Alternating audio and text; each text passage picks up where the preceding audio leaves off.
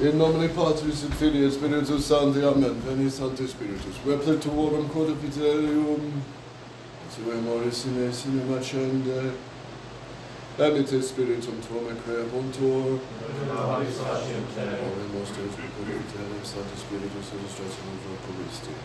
Da nobis in eadem spiritu et sapere. Et eis in casalas in per Christum Dominum nostrum. Amen.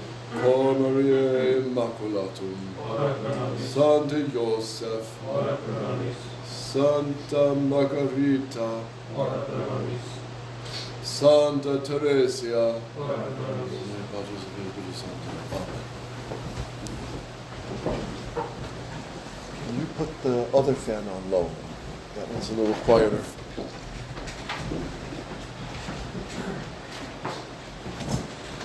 Okay, we pick up with the Catechism, page 150 on the bottom. What are the chief dangers to the virtue of chastity? Do you want me to turn that on? Yeah. And pull it out so it gets air behind it.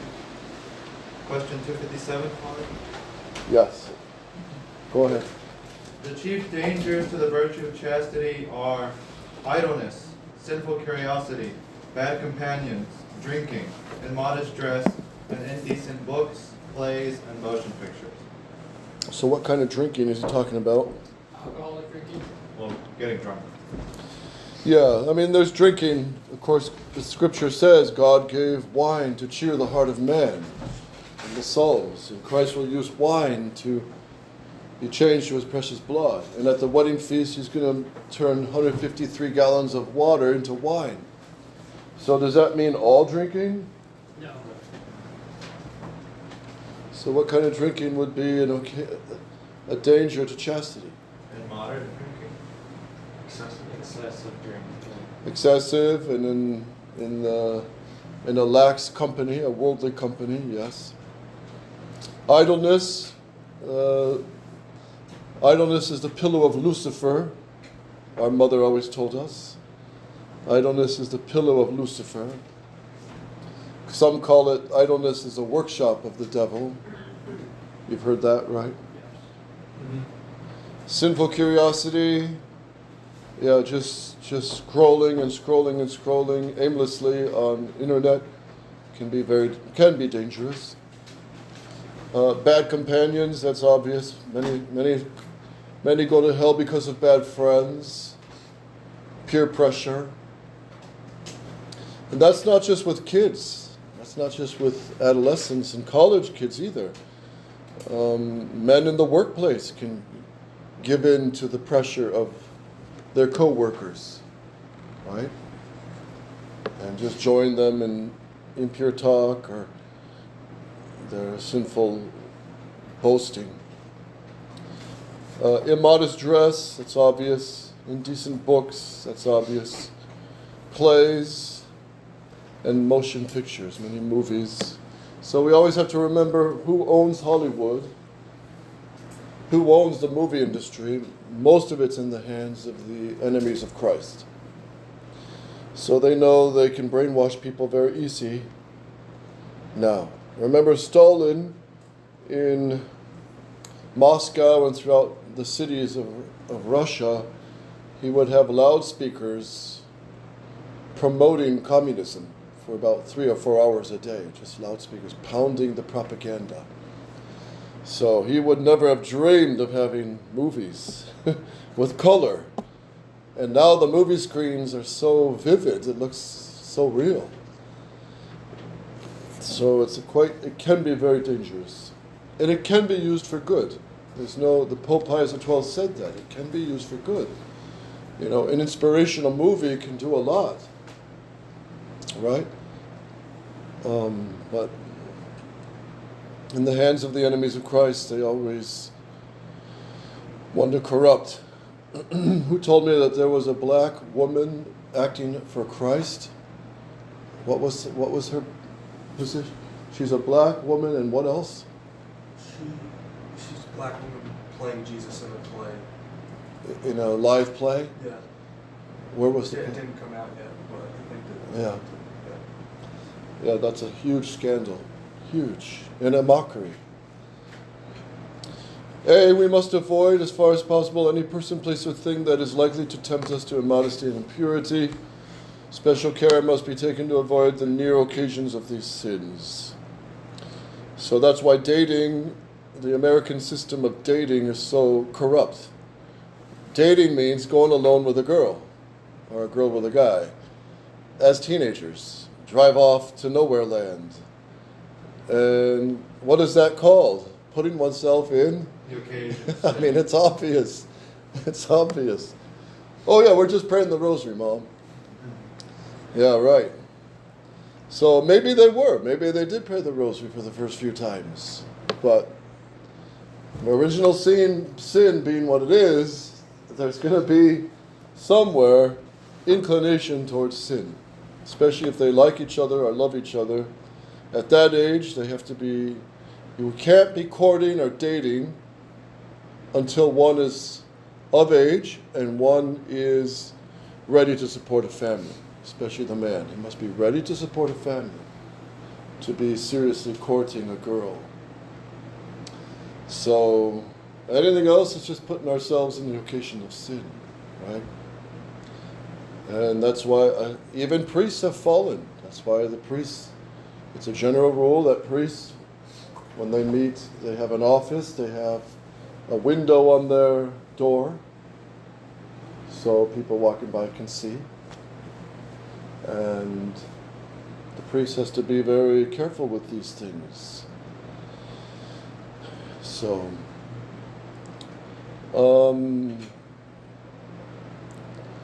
B, Tony? Mayor B. Anthony. Unmarried persons may not carry on a courtship with those who are not free to marry. They should avoid receiving any attention from them. Familiarity with such persons can readily lead to many sins of impurity and to an invalid marriage. Idleness has taught much evil. Ecclesiasticus 33:29. What are the chief means of preserving the virtue of chastity, Michael? The chief means of preserving the virtue of chastity are to avoid carefully all unnecessary dangers, to seek God's help through prayer, frequent confession, Holy Communion, and assistance at Holy Mass, and to have a special devotion to the Blessed Virgin. Yeah. Yeah, one great grace to ask for is a love of God, and therefore a hatred of sin, a real hatred of sin. That's a huge grace to pray for. Who said death rather than sin? St. Dominic Sadi. Okay, Mark 14:38, Guadalupe. Watch and pray, that you may not enter into temptation. The spirit indeed is willing, but the flesh is weak. Yeah, so one of the saints put it very simply. Avoid the occasions of sin, and you'll sin less. Right? If you're driving in your car and you know there's a pile of nails on the road, you don't just go an inch by it. You steer far from it. Because you don't want to spend another $300 on a new tire, right? So, next quote, Tony. Be sober, be watchful, for your adversary, the devil, as a roaring lion, goes about seeking someone to devour.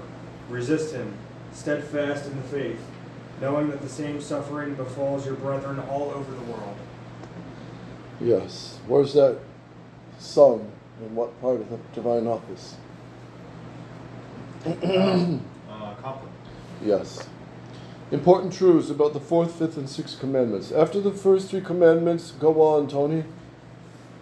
Prescribing man's duties toward God come 7 others, laying down man's obligations toward himself and his fellow men.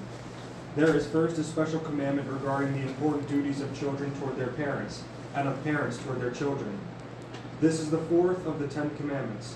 In a general way, the others are concerned with actions, 5, 6, and 7, and words, commandment 8, and desires, 9 and 10. It is important to remember that the commandments imply much more than they expressly command. For example, the 4th commandment explicitly prescribes only honor for one's parents, but under this heading are included love, obedience, and service. Moreover, as the Church interprets it, The same commandment refers to the duties of all those in any position of subordination toward lawful superiors. It also imposes on those who rule others, particularly parents, the obligation to provide for the welfare of those in their charge. Similarly, the fifth commandment, though it explicitly forbids only killing, is to be extended to the prohibition of any unjust injury to the body, and even to the soul, whether of oneself or of other human beings. The sixth commandment is explicitly directed against adultery, the gravest sin of impurity that can be committed by or against a married person. Yet, it really forbids every external act against the noble virtues of chastity and modesty. Many persons in public office seem to forget that they are strictly bound to provide for the welfare of the citizens and to protect their rights. They are guilty of sin if they neglect to perform the duties demanded of them, or if they exercise their authority for their own personal advantage, rather than for the benefit of their fellow citizens. A public official must always remember that the authority he possesses comes to him from God, and that he must employ that authority in the way that God wills. It is unfortunate that there are many public officials nowadays who, while they may be conscientious in their duties as private citizens and perhaps even faithful in their religious practices, frequently transgress the fourth commandment in their public life. Okay, read on there. Perrin? It should be our concern to regard the commandments of God, not as merely forbidding what is bad, but also as commanding what is good. What is good. Of the commandments considered in this lesson, the one which demands the most effort for its observance and entails the most exalted holiness on the part of those who obey it perfectly, is the sixth commandment. Nowadays, there is much in the world that incites people the sins of impurity. We must be constantly on our guard lest we fall into this degrading sin. To mention only a few of the sources of danger to chastity in our own land. There are obscene motion pictures, magazines filled with lewd pictures, a great laxity in the matter of dress. Catholics should be mindful of the Admonitions. admonitions of recent popes regarding these dangers. If Catholics follow these admonitions of the Church and make use of the means at their disposal to gain spiritual strength, particularly the frequent reception of Holy Communion, nourishing us with the immaculate flesh of our divine Savior, they can avoid the dangers that surround them and practice perfectly the virtue of purity, known as the angelic virtue because it makes us like the pure angels who surrounded the throne of God in heaven. Resolution. Resolve that you will carefully avoid anything that may endanger your purity, such as bad companions, dangerous reading, unchaste conversation, and suggestive motion pictures. Okay. Problems in exercise. 1. Silvanus, a skilled pickpocket, is teaching his son Quintin to follow his dishonest mode of life. He sends the lad to the church bazaar to try his skill for the first time. Is Quintin bound to obey his father? No. Why not? It's the fourth commandment. Because his father's telling him to do something that's against the law of God. Yes. Ella and her brother Lyle, both over 21 and still living at home with their parents, consider their parents old-fashioned. Father and mother demand that all the children be in the house by 11 o'clock each night. Ella and Lyle refuse to abide by that regulation. It's too strict. Are they guilty of any sin? Why? Why not? They are, even though they're quote unquote over the age of being legally an adult. Because even as long as they're under the roof of their parents' house, they need to obey the laws that are governed by their father and their mother. That's correct. And the father's giving them a house, food, and watching over them, so they need to do the bare minimum, which is obey the laws of the house. This is why a lot of older kids get kicked out of the house. They don't want to obey their own parents. And the parents can't have the bad example constantly given to the kids, to the younger ones. So they usually have to talk to the older ones and say, look, you have to obey the rules of the house, or you have to pack up. And no parents today want to send their kids out of the house, because the world is vicious and very corrupt. But it's the fourth commandment. All right, Jonas, number 5, a Catholic who has been keeping company with Rania, the daughter of a Protestant minister in the neighboring town. He plans to be married in 3 weeks. Both of his parents are still ignorant of the whole affair. Has Jonas acted correctly towards them? Explain. He should at least mention it to his parents, especially in this matter. The parents should know that their son is going to get married.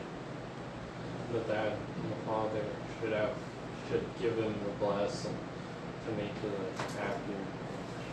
Yes. So if he goes to ask the blessing, Dad, I'm getting married in 3 weeks. What's his father going to say if he's a good father? Why didn't you tell me beforehand? He's going to say, hold on, who are you marrying? Sit down, son. Let's have a talk. Okay, do you realize this? Do you realize that? Do you realize the obligations? Are you ready to support a family? And he's also marrying a Protestant. Exactly. That's the most important part. And I've dealt with many couples when I asked them, so what religion is she or he? And they're courting, they're dating. Oh, I don't know. Oh. It shows God is not first in that relationship, and it probably won't last.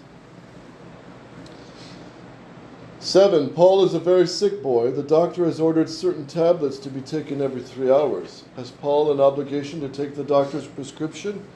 What commandment imposes the obligation?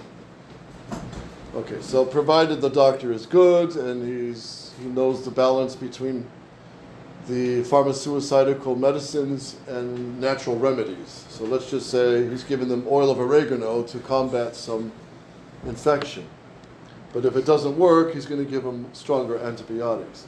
So how is he supposed to treat the doctor? With respect to obey whatever prescriptions he's giving. Yes, of course.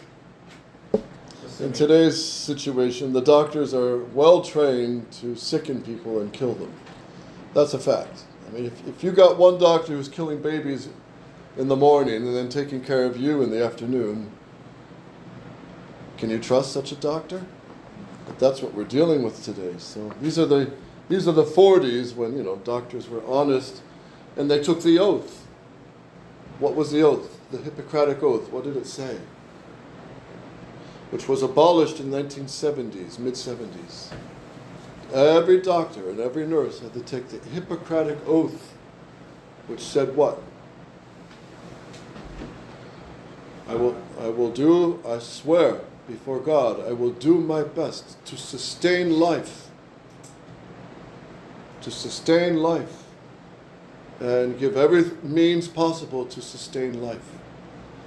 They abolished that in the 1970s because they wanted to replace it with murder by organ transplants and, what did they call it? Brain death. That was a new definition of death brought in the 1970s. Dr. Paul Byrne has been an apostle against this and promoting throughout the world sustaining life. Because they bring a new definition of death, they declare him dead, and then that gives them the excuse to rip someone open and take out their liver, their lungs, their heart. Right? Which is extreme, it's murder. But it's done every day in the United States hospitals. It's a huge $1 billion business. And it is said in China that young prisoners, your age, they need some kidneys, they drag them into the table, tie them up, They don't even give them painkillers, rip out the kidneys, rip out the liver, and then just ship them off to be cremated. So, such is the communist world. All right, let's do a couple more. 12. What girl saint is the patroness of holy purity? Is the same virtue, in the same virtue, who is the model saint for the boys? Saint Philomena, There's a lot. This it's a big, broad question. Saint Maria, I think Saint Maria Goretti and Saint Dominic Sabbath. Yeah, Saint Dominic Savio. Saint John Yes. Polish Jesuit Augustine. Berkeley. Saint Augustine, who had an illegitimate son. Aloysius Gonzaga, I think. Yes, Saint Aloysius. Saint John Berkmans. Saint Stanislaus Kostka. 14. Ethelbert is accustomed to buy magazines which have indecent pictures. In today's language, it would be what? Pornography. Well, Ethelbert has a cell phone. And on that cell phone, he misuses it. And he not only looks at them himself, but he displays them to his companions. So he sends text messages with impure pictures as a joke. What sins does Ethelbert commit? He commits sins of impurity and looking at impure things and sins of scandal by sending Right. these things. Right, so it's a double sin. It's a double sin. And usually, as St. Augustine says, concupiscence of the eyes leads to concupiscence of the flesh. Impure thoughts lead easily to impure actions, alone or with others. All right, let's move on. Lesson 20. The 7th, 8th, 9th, 10th commandments of God. What is the 7th commandment of God, Andres? The 7th commandment of God is, thou shalt not steal. Go on. To steal is to take or to retain voluntarily something belonging to another, for gain, against his reasonable will. To steal secretly is theft. To steal violently is robbery. B. Theft and robbery are contrary to the natural law and are opposed to justice. They are considered mortal sins, unless that which is stolen is of little value. Even in the case of slight value, the violence attached to the robbery may make it a mortal sin. Go on. When the thing stolen is of great value, solely from its own intrinsic worth, it is said to constitute absolutely grave matter. Theft or robbery of something which in itself is grave matter may not impose a hardship on the owner, but it is a mortal sin because it is a serious attack on society, on the public peace of a community, and on its security. Dishonesty which seriously disturbs the public order is always a mortal sin. The amount that constitutes absolutely grave matter in theft or robbery varies in different countries, owing to the special conditions and circumstances of those countries. Okay, so the moral theologians say in the United States anyway, and Canada, in most modern countries, if I steal $100 or more, that's considered a mortal sin. It's basically the price of a day working man's wage for that day. To steal that wage of his day is considered a mortal sin. Anything less is considered a venial sin, but still it must be paid back. Restitution still has to be made. If I steal a candy bar from the local store, I have to pay for it. So let's say I remember, 10 years ago I stole, some candy bars from that store, but the store is closed. It's not open anymore. So what do? You give money to a charitable organization or to the church? Yes, you have to give it to the poor or to some good cause. Yes. Go on. One who frequently steals things of small value from one or different persons within a short period, a month or two, the total of which is of serious value, commits a mortal sin in the last act of the series of stealings, because the small amounts stolen go together to constitute grave matter. Yeah, so if I stole from a store over a year, a candy bar. But so many candy bars that by the end of the year it constituted well over $200. Have I committed a mortal sin? Yes. Yes. Do I have to pay it back? Yes.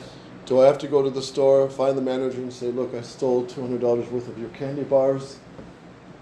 I'm sorry, here's the money back. No, you don't have to do that. We're not bound to incriminate ourselves. That's true. But you can just discreetly either, send it by mail, put it in the mailbox, or I don't know, somehow pay it back to the owner. Exodus 20:15, thou shalt steal. Thou shalt not steal. 260, Anthony, what are we commanded by the seventh commandment?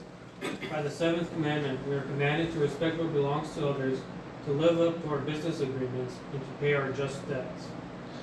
Go on. These obligations are imposed on us in the court of conscience, even though the civil law may not oblige us. Go. It is sinful to incur willfully debts beyond one's ability to pay. The desire for pleasure and social and political ambition do not justify living beyond one's means, an abuse which has become a prevalent vice. Yeah, that's a vice. Proverbs 16:5. Michael? The beginning of a good way is to do justice, and this is more acceptable with God than to offer sacrifices. Better is a little with justice than great revenues with iniquity. Psalm 36:21. Go on. The wicked man borrows and does not repay. Romans 13:7. Render to all men whatever is their due. Tribute to whom tribute is due. Taxes to whom taxes are due. What does the seventh commandment forbid, Guadalupe? Besides stealing, the seventh commandment forbids cheating, unjust keeping of what belongs to others, unjust damage to the property of others, and the accepting of bribes by public officials. So cheating, yeah, and what comes under this is lying as well. We'll probably see that. And God, of all the commandments, God is most strict with this one, seventh. Because there are souls in purgatory who stole and never made restitution, so they got to pay it back in purgatory until the justice of God is satisfied. So the bottom line is just never steal. And children have to be taught this at a young age. Don't steal, don't take others' property, don't cheat in games, don't cheat in business, and don't tell lies. The lies are like the spider's web. The spider, once he gets spinning his victim, his prey, he gets him wrapped up and wrapped up. That's what happens when people start lying and make a habit of lying. And they become real liars and they don't even know it. And they start living a lie. So it is serious. So lies are, it's a misuse of our speech against truth. Because we're not allowed to use our speech to tell lies or to tell, impure talk, etc., etc. The seventh commandment is violated by merchants who use false weights and measures, make exorbitant profits, or lie about the essential qualities of their goods, by those who obtain money from others by persuading them to make unsound investments with the assurance of gain, and by those who knowingly pass counterfeit money or take undue advantage of the ignorance or necessity of another. So yes, I've heard of boys who shovel snow for some old people, and the old lady comes out with a basket of money because she can't see, but she wants to pay the boy who shoveled her driveway and sidewalk. And some boys will, she can't see well, so he takes 20, 100, 50 and cheats. And she says, no, just take $40, but she can't see. So is that dishonest in stealing to take more than 40? Yes. Obviously. So he's gonna, All this is going to have to be made clear on the day of judgment. That's why we ourselves, but we want to teach, especially parents and children, never cheat, never be dishonest with money and business, because God He's an avenger of that. He's very strict with it. B, Tony. Employers who defraud laborers by not paying them a just living wage keep what belongs to others and are guilty of grave injustice, not only to the employee, but also to members of his family. This injustice can cause serious sins in the domestic life, as well as in the social life of a community. Employees who waste time during working hours, do careless work, or neglect to take reasonable care of the property of their employers violate the seventh commandment. Yes, this is very true. These are common sins, in fact. Wasting time at work, careless work, and being careless of the property. Driving the truck and not being careful with the truck. Backing into poles and driving off the road. And teenagers do this a lot when they're working for people. They don't care. Seminarians can be this way too sometimes with property. Kind of careless. It's not my car, so I can drive it over a ditch and whatever. But we have to respect the property of that's just the spirit of poverty, it's the spirit of respect. A common question that comes up in this regard is, Father, I'm on a construction site, or I'm in the office, and the boss said, if you need any papers or pens, go ahead and take what you need. Or the boss says, the foreman says, if there's any leftover nails, any leftover building products, go ahead and take some home. So a penitent comes in and says, that's bothering me.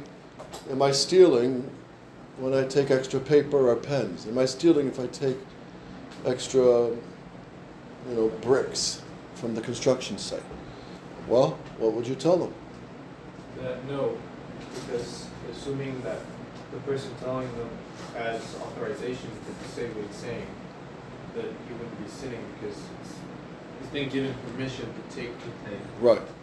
And that's often the case in many workplaces. But it's different if the boss or the manager says, you can't take anything. Don't touch anything else, just do your job, and whatever is extra, I'll handle. Or like Dunkin' Donuts, just throw it all away. Well, in that case, you could, I could see feeding the hungry without being,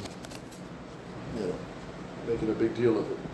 But yes, it depends on the guidelines set by the boss. So, but some people get scrupulous about that. And if the boss said, take whatever you want, then you don't have to worry. C, go on, Tony. Public officials are obliged to make appointments on merit. They sin against the seventh commandment when they demand money or its equivalent for such appointments. If these appointees do not render a just service for the tax payments of a community, a further injustice is done to the citizens. Public officials sin morally by taking bribes for allowing persons to violate the law in serious matters. The guilt of these officials is all the greater when they violate their oath to uphold the law. Yeah, so people in positions, they have to respect the guidelines of their position. Leviticus 19:35, go on, Tony. Do not any unjust thing in judgment, in rule, in weight, or in measure. Let the balance be just, and the weights equal, the bushel just, and the sextary equal. Yes, so no cheating on the balances and weights. 262, are we obliged to restore to the owner stolen goods or their value? Heron? We are obliged to restore to the owner stolen goods or their value whenever we are able. Go. If the owner is dead, stolen goods must be restored to the heirs. To the heirs. To the heirs. If the owner or heir is stolen, goods cannot be determined. The goods or their value are to be given to the poor or pious causes. A person who has obtained goods unjustly, but who no longer possesses them, must sincerely intend to make due restitution as soon as he can, otherwise his sin cannot be forgiven. Yes, so in the confessional, the priest has to ensure, you promise you're going to make restitution, otherwise I can't give you absolution. Yes, Father, I'll make restitution, but I can't do it overnight. It's going to take me 3 years to pay back, several years to pay back, the $10,000 I stole. Right? So, but they have to be resolved, over time to pay back what they owe. And that's the way it is. That's the way it is. B, go on, Andres. A person who deliberately assists another in stealing, even though he receives none of the loot, must make restitution if the other person does not do so. Stolen goods that have been bought or received as a gift must be restored to their rightful owner. Compensation may be demanded from the person who stole the goods, but not from their owner. In some places, civil law makes provisions for the owner in such cases. C, go on. Lost goods that are found may be kept only after every reasonable effort has been made to find the owner and to restore the goods. Yes, so if you find a wallet and there's, $500 in there, and you're outside of Walmart, what should you do? Go into the store and give it to one of the managers, someone, and tell them that you found it lying outside their store. Yes, so they'll probably make an announcement, a lost wallet has been found, please report to the office, So, 5 people show up to claim their lost wallet. So he's going to ask them, how much is in here? $50? No, it's not yours. What's your name? So, anyway, yeah, that has to happen. Now, if I'm walking, somewhere in a public place, like let's say on a road, and I find like a $5 bill just laying out there, and there's like Barbies and buy. Right. Am I allowed to just pick it up and then? put it in my Yeah, just pocket? keep it. Yeah, that's obvious. Okay. Nor is it a big loss, really. What about $100 flying there and there's somebody around? Well, then you're kind of obliged to ask, did anyone lose some money? Just around the people, nobody claims, then you can keep it. Right? Okay. Aggiutorium nostrum in nobis Domini.